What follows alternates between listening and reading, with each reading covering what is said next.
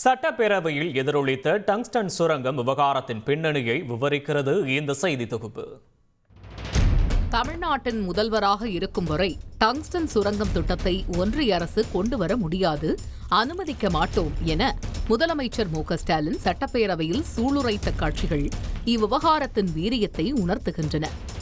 எந்த காரணத்தை கொண்டோ தமிழ்நாட்டுக்குள்ள அவர் போடக்கூடிய இந்த திட்டம் நிச்சயம் வரக்கூடிய வாய்ப்பே இருக்காது. அதை தடுத்து நிறுத்துவோம். அப்படி ஒரு சூழல் வந்தால் அந்த பொறுப்பில் நான் இருக்க மாட்டேன், முதலமைச்சர் பொறுப்பு இருக்க மாட்டேன், தெளிவாக சொல்லிவிட்டேன். அதீத உறுதித்தன்மை கொண்ட டங்ஸ்டன் உலோகத்தை உள்நாட்டில் உற்பத்தி செய்ய திட்டமிட்ட மத்திய அரசு அதற்கான இடத்தையும் தேர்வு செய்தது. அதன்படி மதுரை மாவட்டம் மேலூரில் டங்ஸ்டன் கனிமம் எடுப்பதற்கு ஆய்வு மற்றும் சுரங்க குத்தகை உரிமம் வழங்குவதற்கான ஏல அறிவிப்பை கடந்த ஜூலை மாதம் மத்திய அரசு வெளியிட்டது.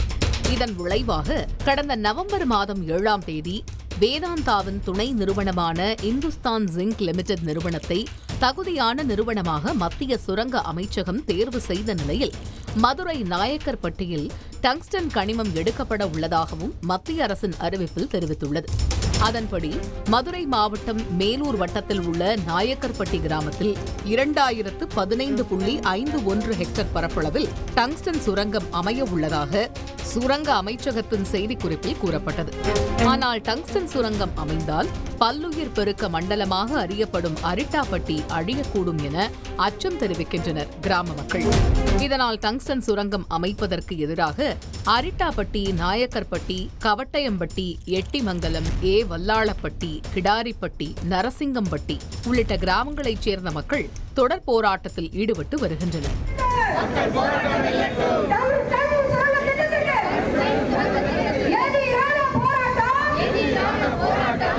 சுரங்க அமைச்சகத்தின் அறிவிப்புப்படி இங்குள்ள கழிஞ்சமலை, நாட்டார்மலை, ராமாயிமலை, அகப்பட்டான்மலை, கழுகுமலை, தேன்கூடுமலை ஆகியவை டங்ஸ்டன் கனிம தொகுதிக்குள் வருவதால் இவை அழியும் அபாயம் ஏற்படலாம் என எச்சரிக்கின்றனர் சுற்றுச்சூழல் ஆர்வலர்கள். இதையெல்லாம் முன்கூட்டியே நடவடிக்கை மேற்கொண்டிருந்தால் இவ்வளவு பிரச்சனை வந்திருக்காது, மக்களும் போராடி இருக்க மாட்டாங்க. அதைத்தான் அரசுடைய கவனத்துக்கு கொண்டு வர்றாங்க. இந்நிலையில் டங்ஸ்டன் சுரங்கத்திற்கு மாநில அரசு அனுமதி தரவில்லை என விளக்கமளித்துள்ள நிலையில் டங்ஸ்டன் சுரங்க உரிமத்தை உடனடியாக ரத்து செய்யவும், சம்பந்தப்பட்ட மாநில அரசின் அனுமதியின்றி சுரங்க உரிமை ஏலங்களை மேற்கொள்ளக்கூடாது எனவும் மத்திய அரசை வலியுறுத்தி தீர்மானம் நிறைவேற்றப்பட்டது.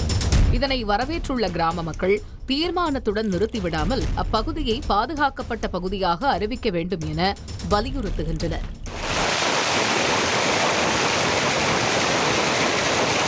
முக்கியமான கிரிட்டிக்கல் மினரல்ஸ் எடுக்கக்கூடிய இந்த திட்டத்தில் மாநில அரசுக்கு உரிமை இல்லை என்று இந்த அறிக்கை சொல்லுது. அதனால இது இந்த தீர்மானம் என சமீபத்தில் காவேரியை பாதுகாக்கப்பட்ட மண்டலமாக அறிவிக்கப்பட்ட அந்த அறிவிப்பை கூட தமிழ்நாடு அரசு அறிவித்தது எங்களுக்கு வரல. அது செல்லாது என்கிற அடிப்படையில் தான் இந்த மத்திய அரசு ஒரு விளக்கத்தை கொடுத்துருக்குது. அதே மாதிரி தான் இந்த தீர்மானத்தை எந்த அளவுக்கு அது மதிக்கும் அல்லது செல்லும் என்கிற அது தெரியல. அதனால அமைச்சரவை கூடி இதை உடனடியாக ஒரு பாதுகாக்கப்பட்ட மண்டலமாக அறிவிக்கணும், கொள்கை முடிவெடுத்து இதை அறிவிக்கணும் நாங்கள் சொல்றோம். இதனால் மத்திய அரசுக்கு எதிராக தமிழக அரசு களமிறங்கியுள்ளதால் இவ்விவகாரம் பெரும் பரபரப்பை கிளப்பியுள்ள சூழலில் டங்ஸ்டன் சுரங்கத்திற்கு எதிர்ப்பும் வலுத்து வருகிறது. செய்திகளை உடனுக்குடன் தெரிந்து கொள்ள உடனே சப்ஸ்கிரைப் பண்ணுங்க.